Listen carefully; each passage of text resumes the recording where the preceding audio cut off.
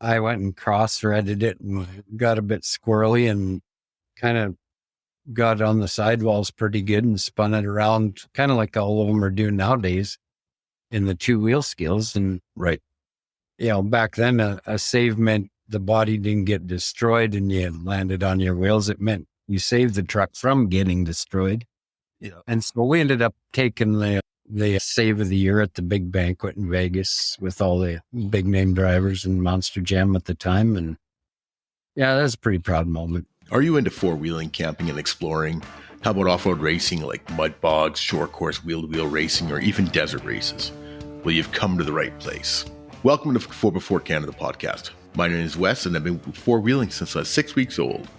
I have over 20 years experience in 4x4 shops, many more than that in the off-road racing, and a lifetime of exploring the backcountry across Canada. Every week we bring you a new guest where they give you their perspective on the industry. We discuss everything from four-wheeling, overlanding, every form of off-road racing across this great country, as well as we talk to Canadian manufacturers and 4x4 shops. Just a quick reminder that if you're looking for more episodes, you can find all of our episodes on 4x4canadapodcast.com or your favorite podcast sharing platform. You can find us on Facebook, Instagram, and YouTube at 4x4canadapodcast.com. Now let's get to the show. Monster trucks. Everyone loves monster trucks. If you do not love monster trucks, then we cannot be friends. Our guest today is a Canadian that has been driving monster trucks around the world since the early 90s. Don Frankish, welcome to the 4x4 Canada podcast. Glad to be here. So before I get too deep, I just want to ask the listeners for a favor. If you enjoy the 4x4 Canada podcast and get value from it, please share it with your friends or someone you think will enjoy it as well. So I'm pretty excited about this interview. I mean, who does not love monster trucks? And you're one of the pioneers of the Canadian monster truck world. You own both the Maniac and Jurassic Attack monster trucks. But before we get into the monster trucks, you started your motorsports career in pulling, right? Yeah. So from my understanding, it was a family affair. Your dad had a modified tractor and your brother had a jet turbine tractor and you had a 80s Ford 4x4. And you know that I'm a truck guy and I want to learn more about your truck pulling, but let's talk about the tractors for a sec. I read somewhere that your dad's tractor had 3 turbochargers on it. Yeah, we had a variety of vehicles. He ended up, the primary one he was known for was his John Deere Superstock 4240. It's about 1,200 horse, 3 turbos, a really big fuel pump, water injection. Got up and went pretty good. We kind of started earlier in the mini classes. Dad had a mini. I drove it briefly before the truck was finished. We had the mini. We had a 4x4 Bronco. It was like the 70s style Broncos. Yep. But I don't know where he got it from, but it seemed to be one that just tore itself apart every time it hit the track. Usually diffs or transfer case or something. It wasn't built right, but it was pretty neat at the time. Things were growing fast. Then he bumped up into the super stock. And then we started building the 4-wheel drive, decided we were going full super mod, which means you can have the blower motor and you can also have the longer wheelbase. We tried to run it without the long wheelbase for the longest time, and we were competitive, but we weren't quite winning. And our primary competition at that time was backed by Budweiser's a truck called Budweiser Bandit. And he'd get us by 20 feet every time out. And finally, we decided we're going to stretch that wheelbase out. And the very next event, we just clobbered him by about 30.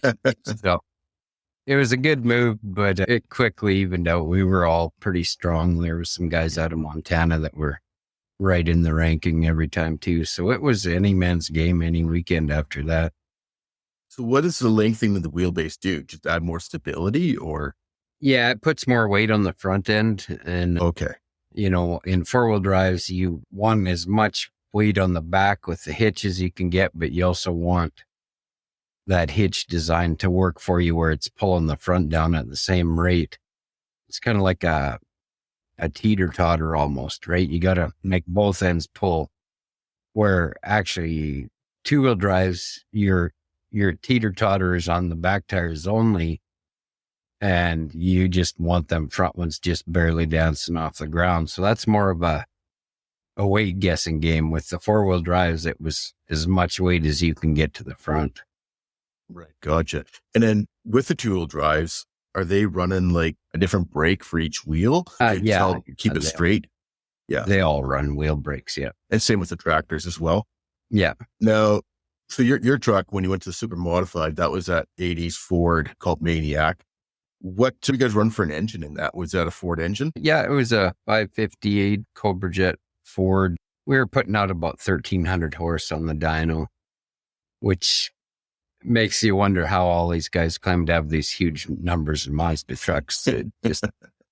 I mean, we were running the same cubic inch back then as in the monsters and 40% more blower, and these guys are still claiming they make more power. You have a pretty high dollar setup to make that 1,500 horse range.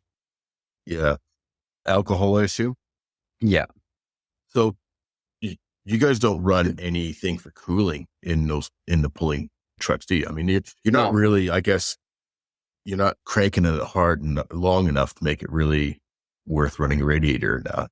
Yeah, no, none of them guys run cooling. There's a few guys who would have a quick setup where they can run water in it and just switch it out real quick. But that was mainly in the minis and stuff.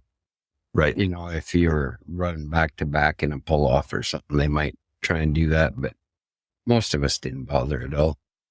Yeah. So as I mentioned earlier, your brother had a jet turbine tractor, correct? Yeah, I'd had a C-53 Lycoming jet engine. They were primarily used in Huey helicopters. Okay. Like I've seen lots of them, and I probably saw your brother's one of the polls here in BC, and I've seen different turbine powered vehicles at drag strips and such like that. How does the jet powered tractor work? That's something I've always wondered about. Yeah, it basically just like a regular motor, but a lot higher RPM and gear ratio changes. The T-53 was usually in a Huey, which is like the ones you see in all the Vietnam movies. Yeah. So they're shaft driven to the rotor anyway. Okay. And it's the same thing. You just have a slipper clutch, just like a normal vehicle. And then the only difference is it idles at 18,000 RPM and maxes out at 45,000. So it is pretty impressive. Yeah. Yeah. And you always do a good show. So again, about the tractors, and I know you weren't a tractor guy per se, but one of the questions I've always thought about with the tractors, a lot of tractors have 3 engines or 4 engines in your modified classes. I assume there's a sequence when they start them. And how does that all work? Because I've actually never watched some of those guys start multi-engine tractors up. Yeah, I think back in my day, they would just fire up the one with a regular starter and then just keep engaging clutches. But we were at a pull in Montreal with one of the Arel shows, and there was 6 engine tractors there, and they didn't even run a clutch. They were back-to-back motors so tight it was right into the gearbox. So I'm assuming they just have regular starters again at that point. Yeah. But they run counterclockwise ignition and crankshaft and everything just to hook them direct. That's quite the engineering feat when you think about it. I mean, who was the first guys that figured out how to do 2 or 3 engines? Yeah. And, how'd you actually come up with that idea to make it all work? Yeah. And, originally they were just kind of front to back crank all in a row. And then they started hooking them opposite to balance out the torque and stuff. Yeah. Yeah. So you did pulling for a number of years all over Western Canada, and I assume down into the northern states as well too, right? Yep. So what did you find with the pulling that drew you guys to it and kept you in it for so long? It was such a fun, enjoyable sport at the time. Everybody got along. Everybody helped each other out. It was kind of a family thing with us. Mm-hmm. We were always together. And then as we got older, us brothers went farther out on our own all the time. But eventually, I think with us, the monster trucks became more of an appeal. They were more popular. I thought they're better just because you get more seat time. The pulling truck, you go for 20 seconds and turn around, drive home with monster truck, at least you get a minute or two out there per event. That's a big investment for 20 seconds, right? Yeah, it's kind of like drag racing. The faster you go, the shorter time you're having fun. Yeah, I've always thought that with the mud drags and that. It's like, I'd rather, I mean, it's a totally different feeling, but going from doing mud drags or going to, say, wheel-to-wheel racing or desert racing, I always thought wheel-to-wheel and desert racing was more interesting than the truck pulls or the mud drags, just because you actually get more time, right? Like you say. Right? Yeah. So, yeah. So pulling's still happening all over Alberta, Saskatchewan, and Ontario.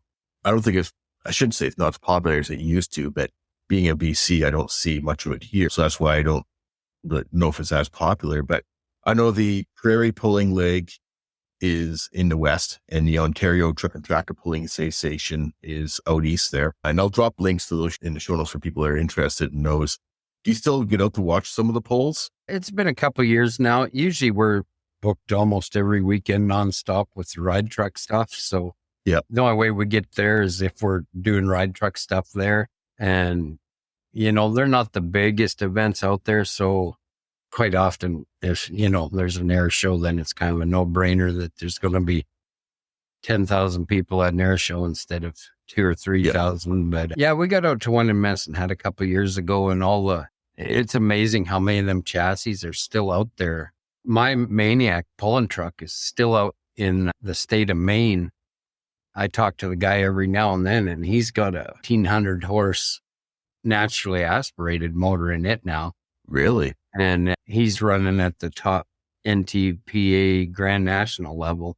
He did one of the bigger pulls last year and come in 10th, but he said the motor come apart about 20 feet too soon. He said it still had more in it. It just didn't have enough to hold together, but he should have been even higher, he said.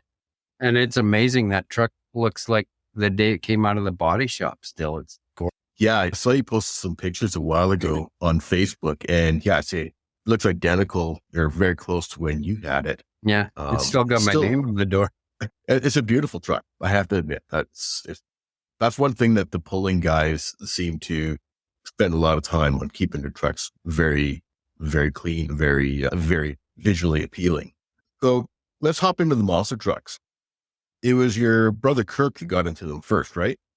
Yeah, he was actually tractor pulling with a monster truck event in Hawaii at the time. And then he went over there twice. The second year he went over was 88, I think. And when he come back, he had the Taurus truck and ran under Jack and them's name for about a year and a half. Then he ventured down to his own name about the same time I was getting into it. So tell us about your first monster truck, Maniac. It was named obviously after your pulling truck.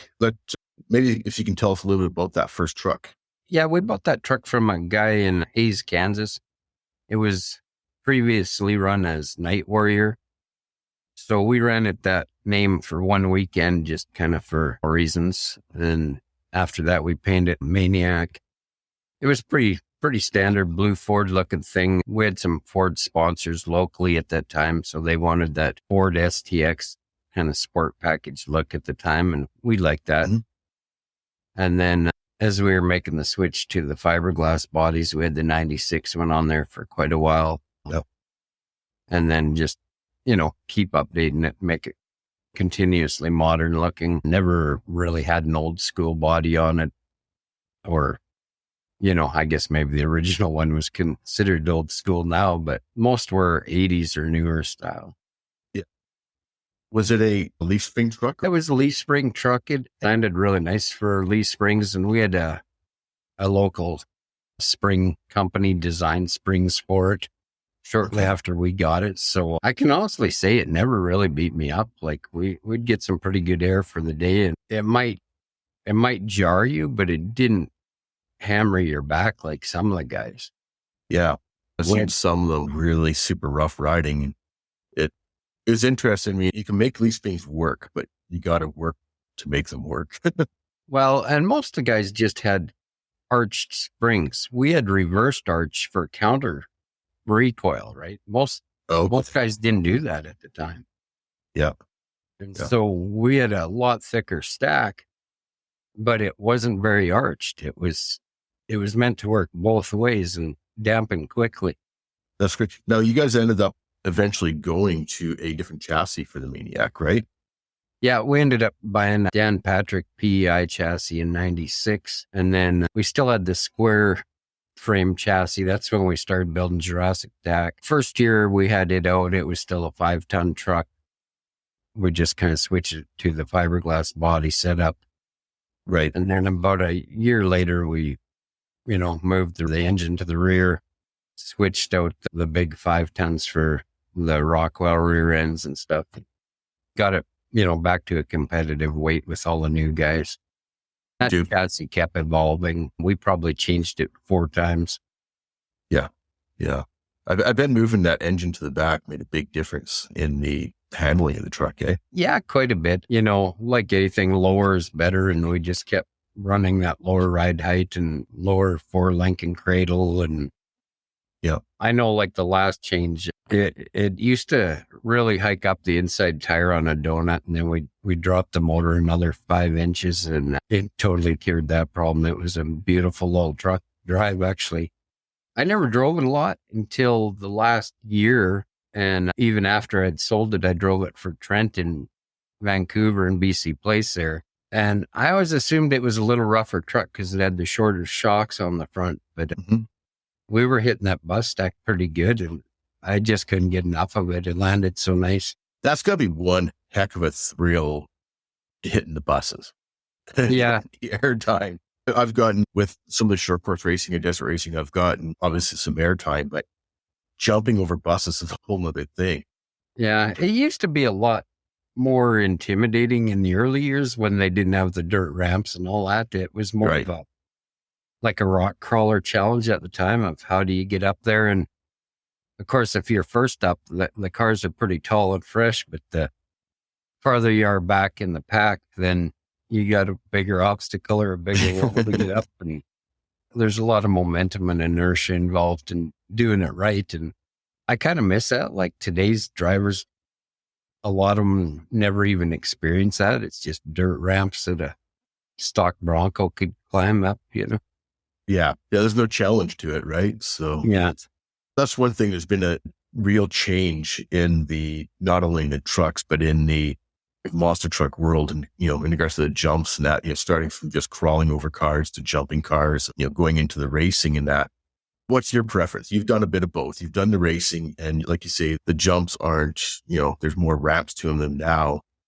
What is your preference? Is it still sticking with the old style stuff or do you going with these new style of tracks these days? I find the new tracks that I shouldn't say all of them. I mean, it depends on the promoter, but the ones now with just dirt in the arena, I don't even care to drive on them, to be honest. Yeah.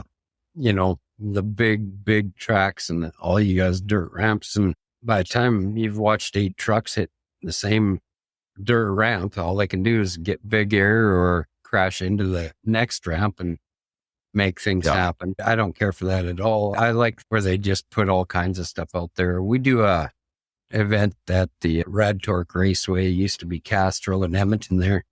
Yeah. Monster Trucks Throwdown comes up and puts on phenomenal tracks. Everybody's used to seeing one bus on a track at best.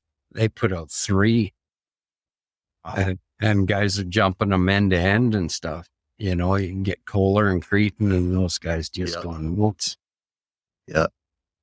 And Kohler, he's nuts all the time anyways. So yeah. But I mean, even watch his run there compared to a stadium run with just dirt and there's no comparison. Yeah. It must be kind of almost hard for you guys as drivers to run those small arenas because you flip the throttle and you're over it, over the obstacle. And not to say that it's boring, but I imagine it's almost kind of boring. Yeah, it depends on how they set up the tracks. I mean, there's some promoters doing phenomenal stuff in arenas, and there's some that just, it's like anything. There's 2 kind of promoters. Some want to put on a show, and some just want to put money in their bank account, and they don't even bring in dirt and stuff. I just don't get that. Yeah. As a truck owner, I mean, you'll work for whoever's handy and close and makes you Pays money, bills. right? But Exactly. from the spectator side, it's not always that great, I don't think. Yeah. There's been a few times where there's been shows around here locally, whether it be, Kelowna or something like that.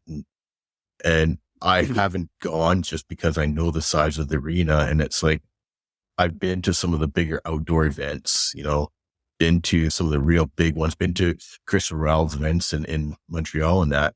Yeah. And to go from that to a smaller arena one is just not super exciting for me, unfortunately. Right. Yeah. But it is what it is. Right. So Yeah. the big thing is the kids seem to love it. The kids that go there, they don't care where they are. The kids love, if it's a tiny little arena, they're still having fun and they're still yelling and screaming. And that's what it's all about. Right. So let's go back to Jurassic Attack.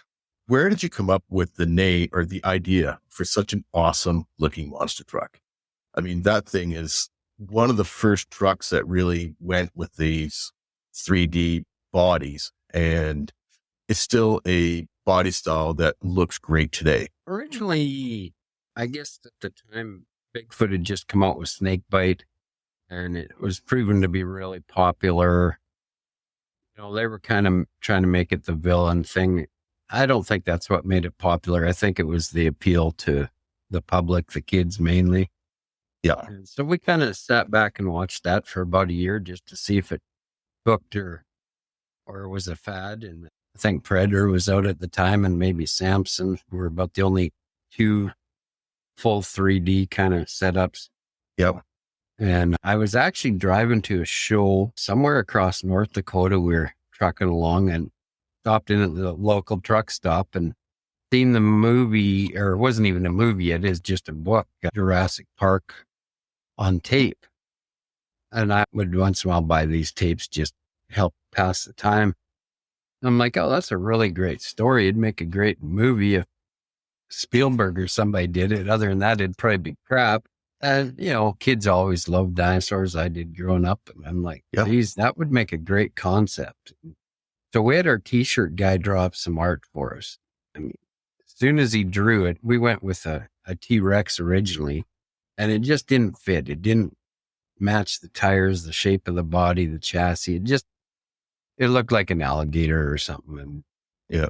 So he goes, well, let me try something else. And a couple of days later, he sends us a picture with the Triceratops body. And the fenders, everything just made sense. And we're like, it's a way better looking truck. Yeah. And so we went with that and played with a bunch of really crude Photoshop on the computer back at the time and kind of made it work. And then we were actually dealing with GTS down in St. Louis for the fiberglass molds and that. Back then, them molds were huge money.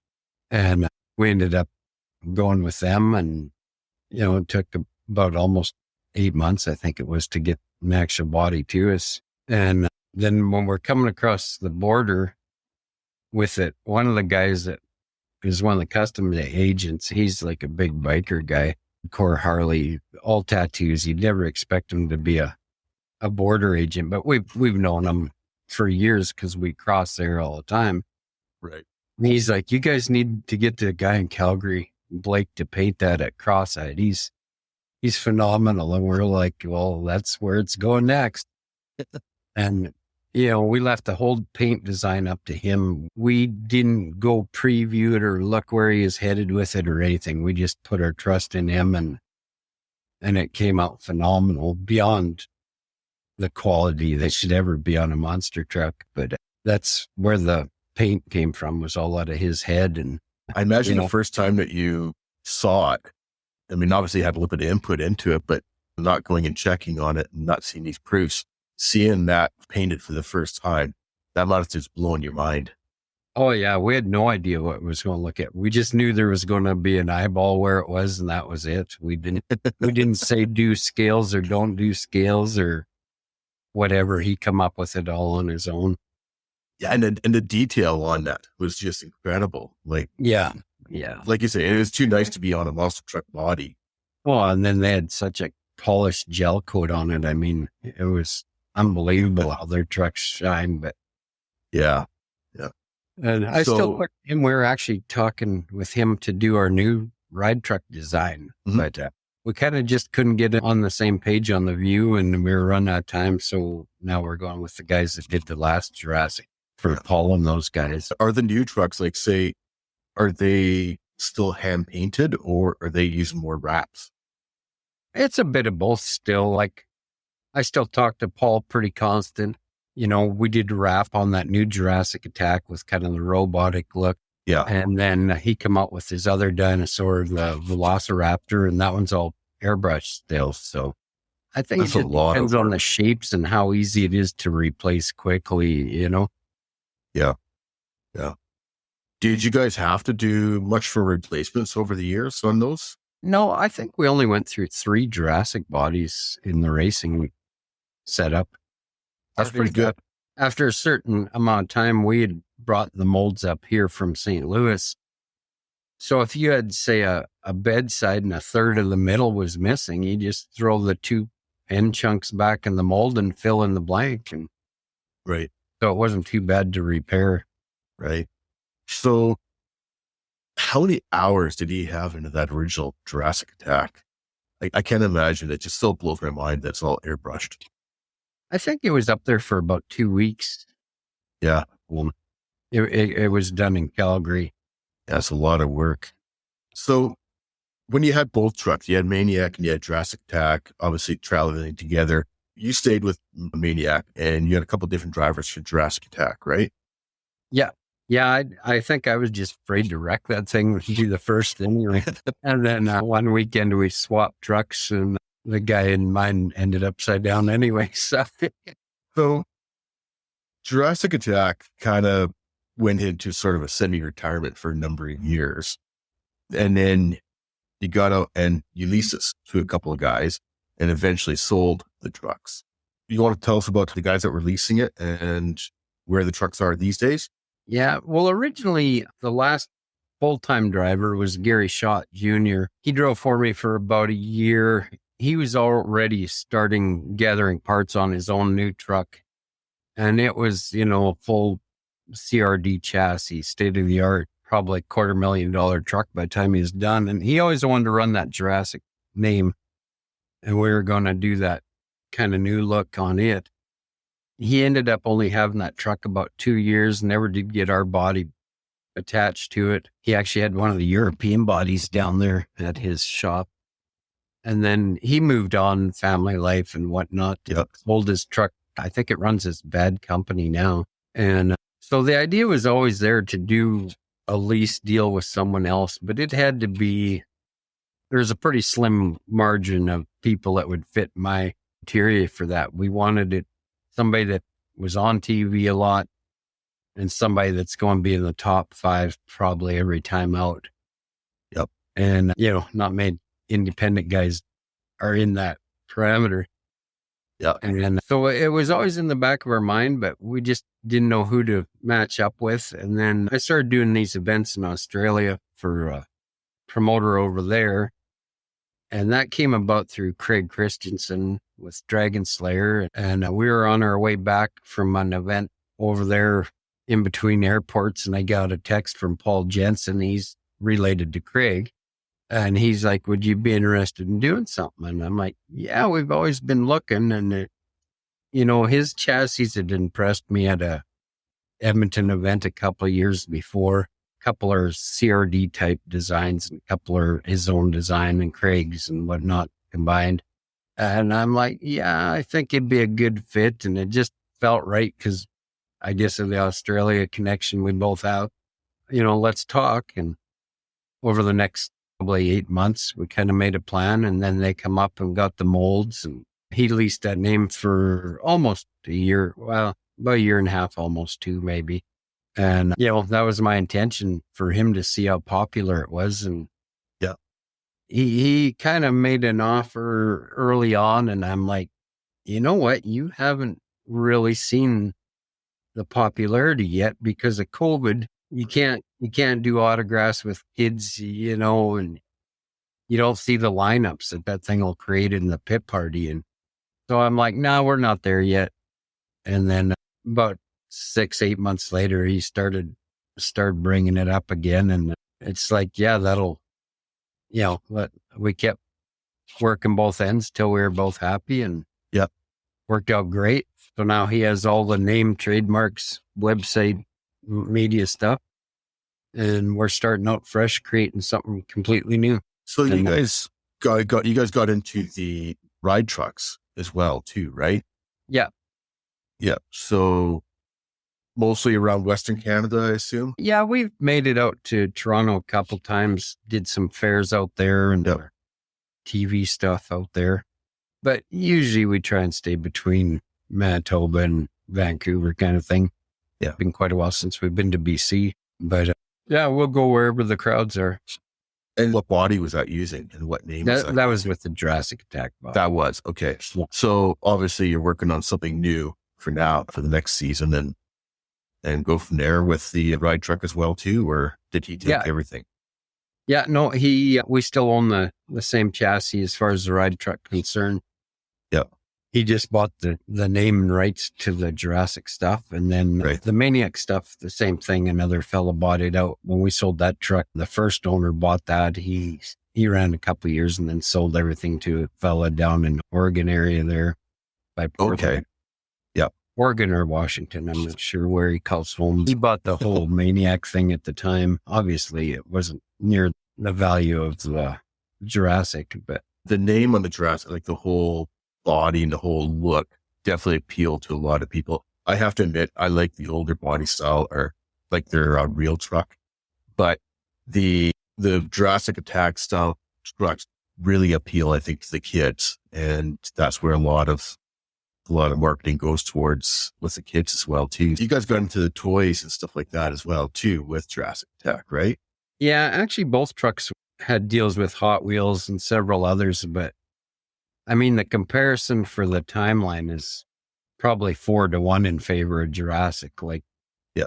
we had the Hot Wheels in Maniac in all 3 sizes. We had the Hot Wheels in Jurassic Attack in all 3 sizes, but we also did almost everything imaginable with the Jurassic side. Like, it's in Monopoly games. It was on blankets. It was on T-shirts. It's in video games. And it actually got more merch than almost any other private team ever did. I mean, Predator was up there pretty good with some stuff. Yeah. In that, but there was times where they put T-shirts in Walmart. We get some pretty significant checks from that, but it was a short-lived deal for a few months. But there was maybe 4 independent trucks that were ever included in those deals. Same with the model kits and stuff where, Yep. you know, I can put every toy that was ever made and every product on my floor, and there's maybe 20 of Maniac and there's probably 100 of Jurassic Attack. Yeah. Well, I think Jurassic Attack obviously worked out to be a good deal for you guys. It's a great thought at the time, and Yeah. it kind of grew and grew, right? So it's from a marketing standpoint, it's definitely something unique is what really Yeah. makes it stand out, right? That's the uniqueness of it was key to it, I think. So you've driven old school trucks, you've driven some of the newer style trucks, and by newer, I mean non-leaf spring trucks, and you've done the ride trucks. There's a difference between all of them. And I've done the ride truck myself. With Kevin Lubson and Sharon Bucking Bronco. When I was in Ontario, I did a lot of work with them and their ride truck back then. But there's something that's really neat at the ride truck events that I really enjoy, just seeing people's faces and their reactions to riding in a monster truck. And, you know, some kids are vibrating. They're so excited walking up the steps to get into this monster truck, right? So I find I enjoy that. And you probably don't see that as much if you're as a driver, right? But is that something that you guys get a lot more interaction with the people with the ride trucks at the fairs? Yeah, and in a way, it's pretty similar, actually. Like, it's that same pit party kind of feel with both trucks. Our ride truck is built like a race truck. It sits very low. If you're in the back seats, it's like a tilt-a-whirl. It corners so good. And, you know, people are, like you say, they're kind of awed by sitting, you know, they think is high in the air. Yeah. And doing donuts or going over hills or whatever. It's an unnatural feeling that catches a lot of people off guard. Or a lot of them think it looks slow, and then they go on it and they're like, holy crap, I didn't expect that, Yeah. I always told people to sit at the back. The first people up, it's like the back 2 seats are the best. Yeah. Yeah. So, but I think the ride trucks, and I don't know who came up with the original concept of it, but I think the ride trucks is a really neat idea for the people to get that, hop into a monster truck. I rode in the monster truck feeling kind of idea, right? So I don't know if it actually makes any money or not, but it's, from a fan standpoint, it's really interesting. And we had, and you've probably seen it throughout the years too, we had people that would attend different fairs or events to ride in the ride truck because the ride truck was there. Yeah. And, you start to recognize some of your fans over the years, I assume. So there's some really good Canadian monster trucks out there right now. We've got Roughneck and Crew Behavior in Saskatchewan. And of course, my good friends Kevin and Sharon Lusbin with Lucky Bronco and All Wadded Up in Ontario. And then Chris Arell from Quebec. And not only does Chris put on a really good show, but he's owned a few different trucks over the years. Did you ever go to Monster Spectacular shows in Montreal? Yeah, I think we were out there 3 times. Yeah. They were really nice, big stadium events. Lots of air. We always enjoyed going out there. We always did really well on the merchandise out there. Yeah. And they were, action packed there.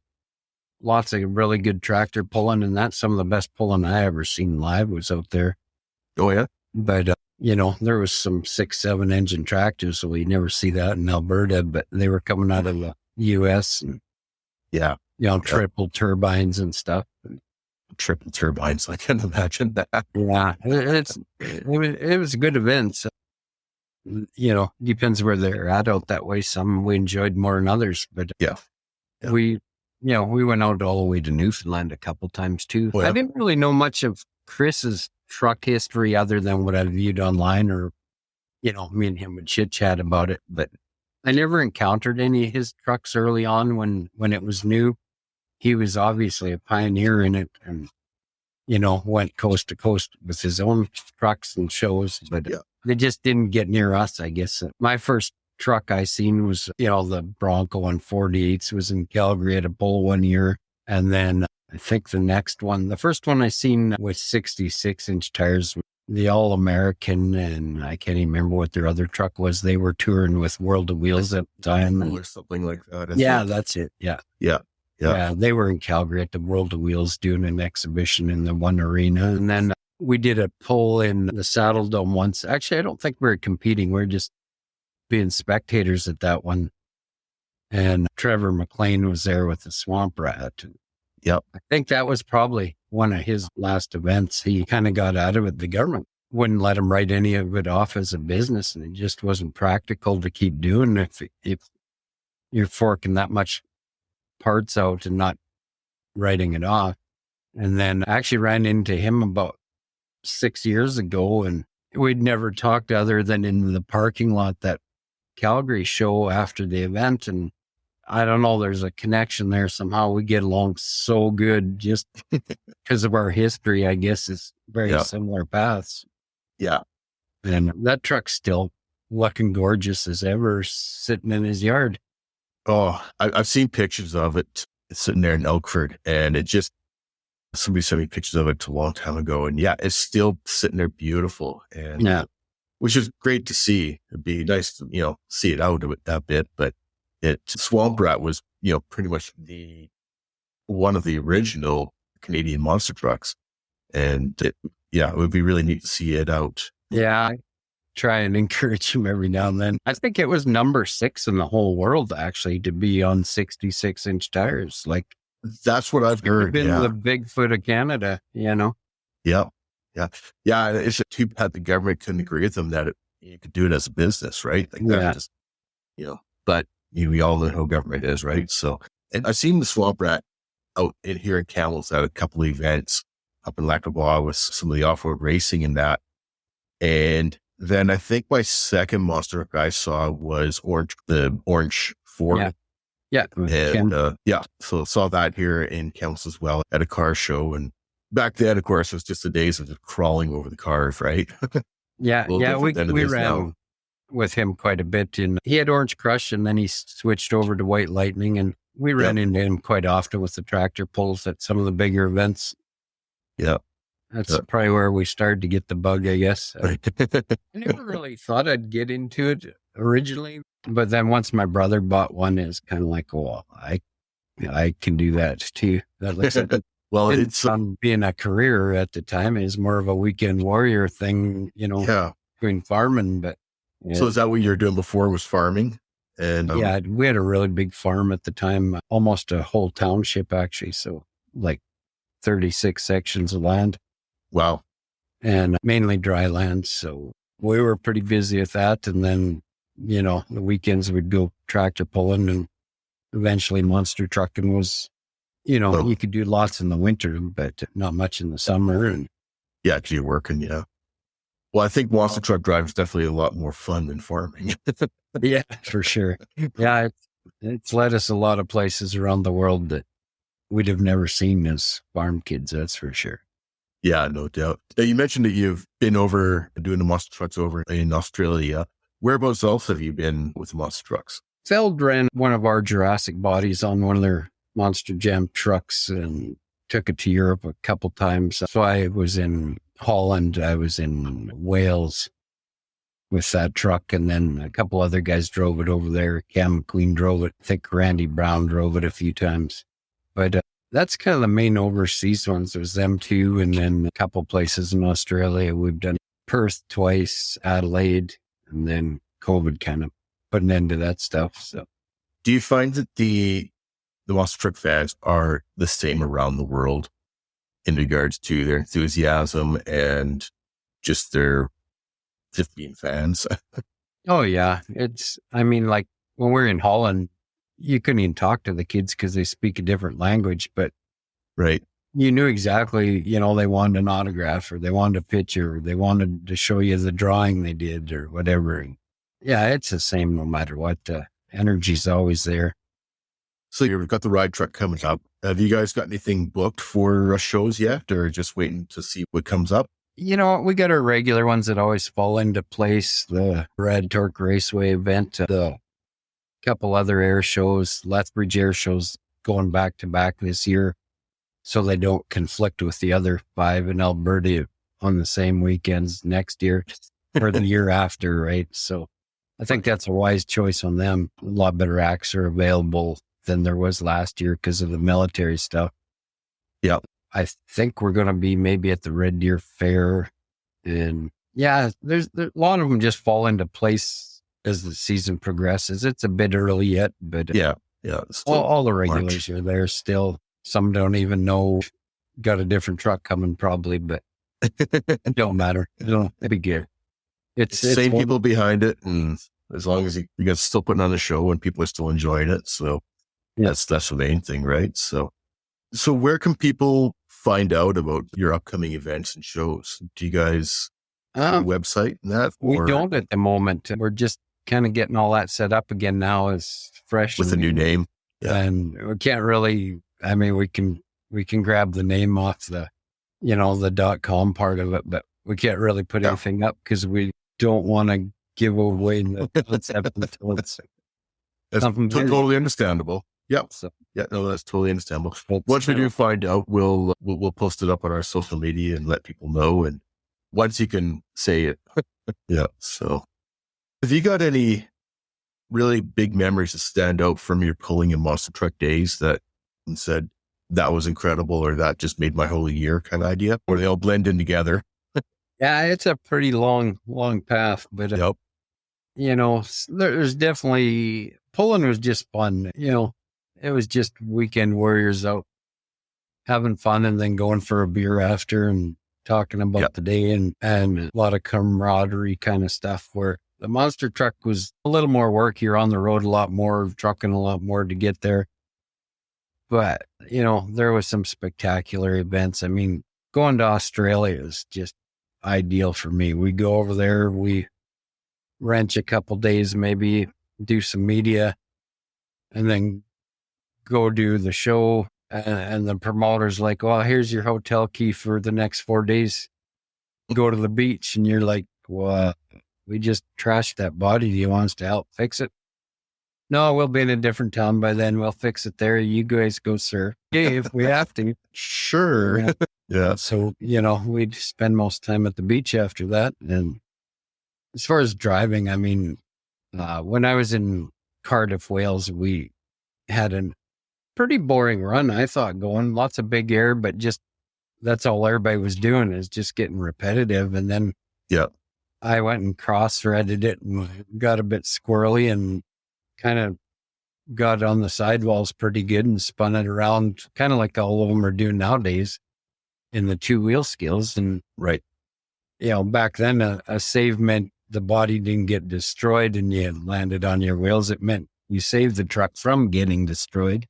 Yeah. And so we ended up taking the save of the year at the big banquet in Vegas with all the big name drivers and Monster Jam at the time. And yeah, that was a pretty proud moment to no doubt. even be nominated.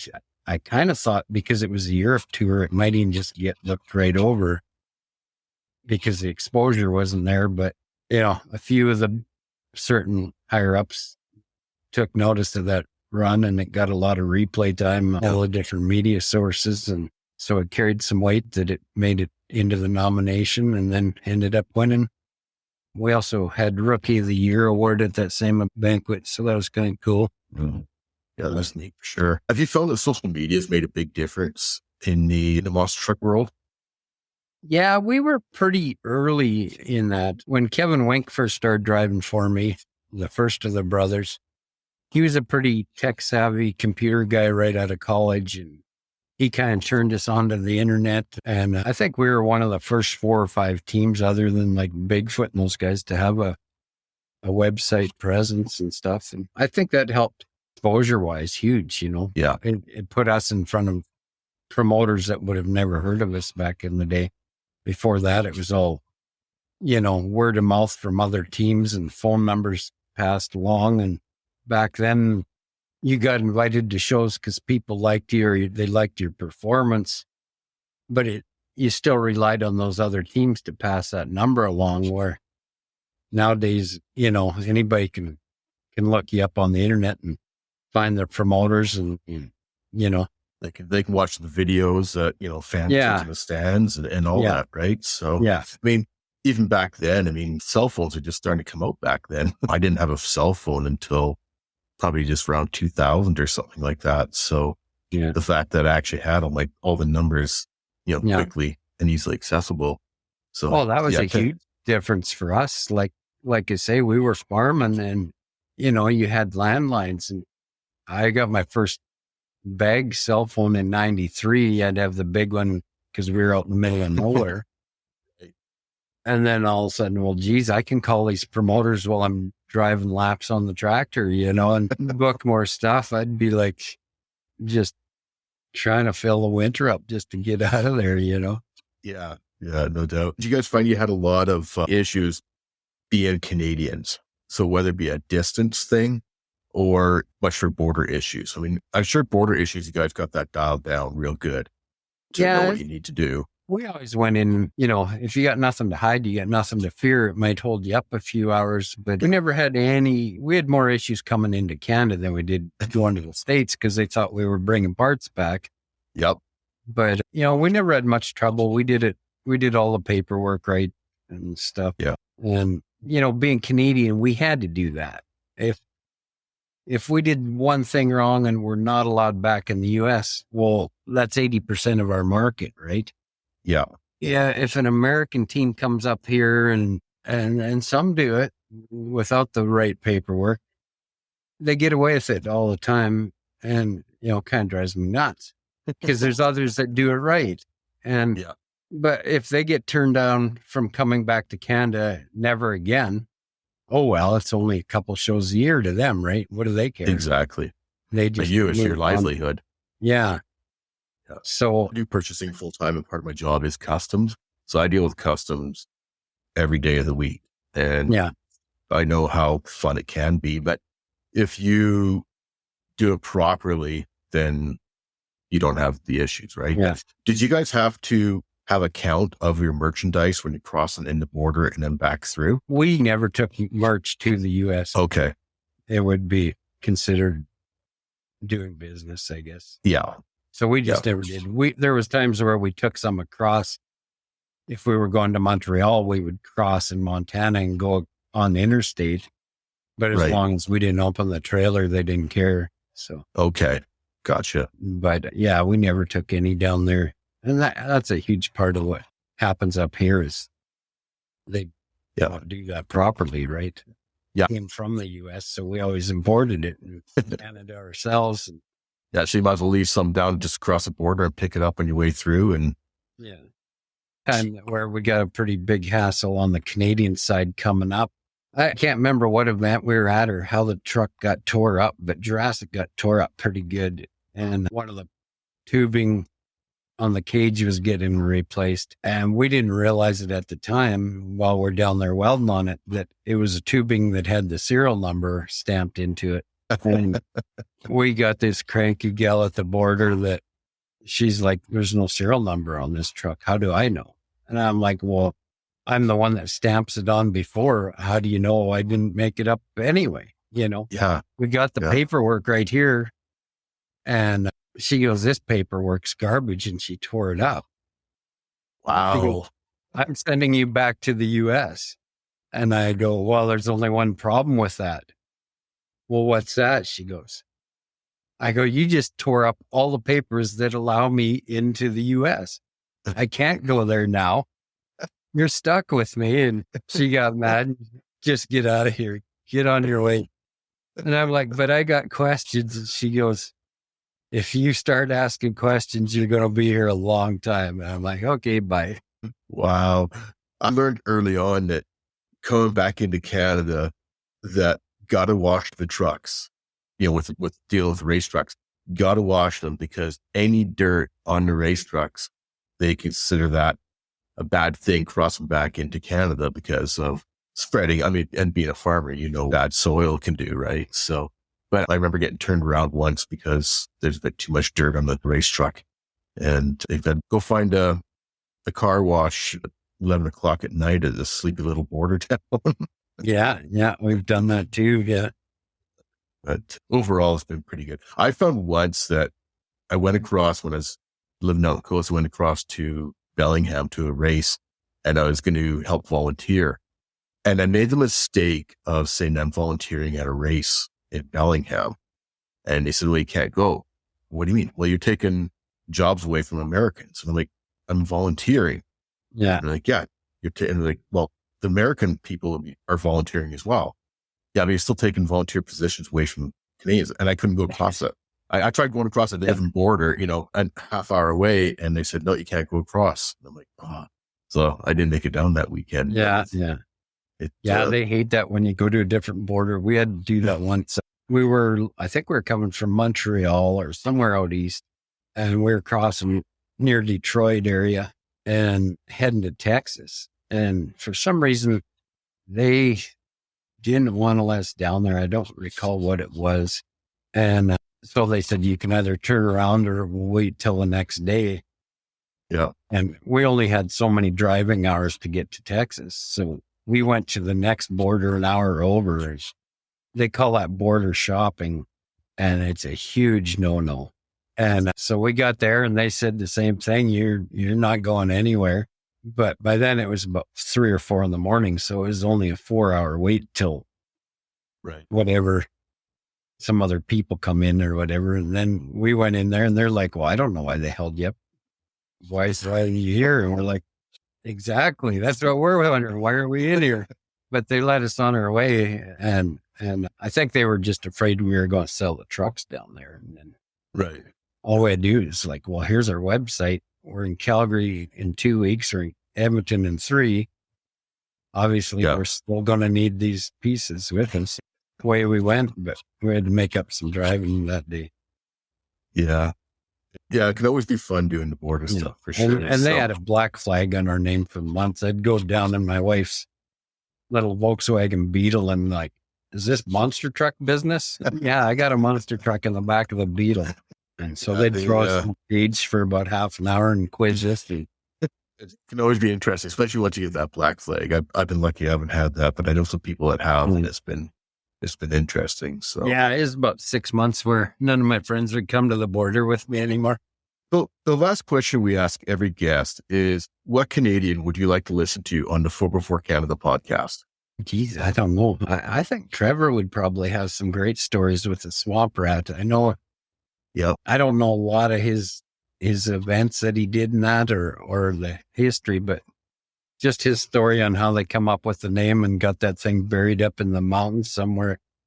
Had to leave it overnight. That's a story in itself. So I think it'd be really interesting because he was definitely one of the early pioneers of it, right? So yeah, like you say, from the truck becoming what it is or was during those days to, I think he's definitely got some really interesting stories.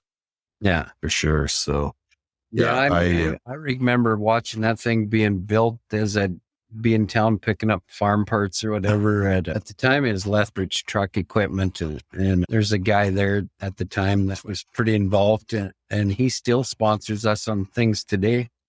Oh yeah, Horizon Truck in town here in Lethbridge, they, if I need a bent rim fixed or something, that's the go-to guy still. And I remember that thing being just a square frame, and then the leaf springs come in, and watching it kind of grow from a distance, not even really realizing what it was, or it wasn't even really a sport at that time, right? It's just a toy. Yeah, exactly. Kind of neat. Yeah, I think I'll definitely put Trevor on my list for sure. I think it'd be really neat to talk to him, and from a number of different reasons, right? So yeah, I try and think of who tells good stories, not just had an interesting prep. Another one might be Ken Mike Bike Rates with the White Lightning Orange Crush stuff. He's still out there. I see him every now and then. Still around, eh? Yeah, I think he'd be a really neat, interesting person too, like you say, with the history side of it. So as you know, I'm a big into the 4x4 history, with the Facebook groups I have and that, and of course the podcast, but history of the 4-wheel drives and the sports in Canada just really interests me, right? So, and I think a lot of that should be preserved. I found that a lot of times, a lot of people my dad raced with in the 70s and that, they're all starting to get older, and some of them are not around anymore. So I'm trying to get some of the older guys and just record some of their stories. Yeah, it's we're all getting older. So once again, we're talking to Don Frankish, and as you heard, he had the Maniac and Jurassic Attack monster trucks. And once again, I really want to thank you for taking the time today, Don. It was definitely a pleasure talking to you about this. And once we get your information for your new ride truck, we'll let everybody know and get it out there and see where they can come and see you guys. So, sounds good. Awesome. Thanks once again. I really appreciate it. You bet. Have a good one.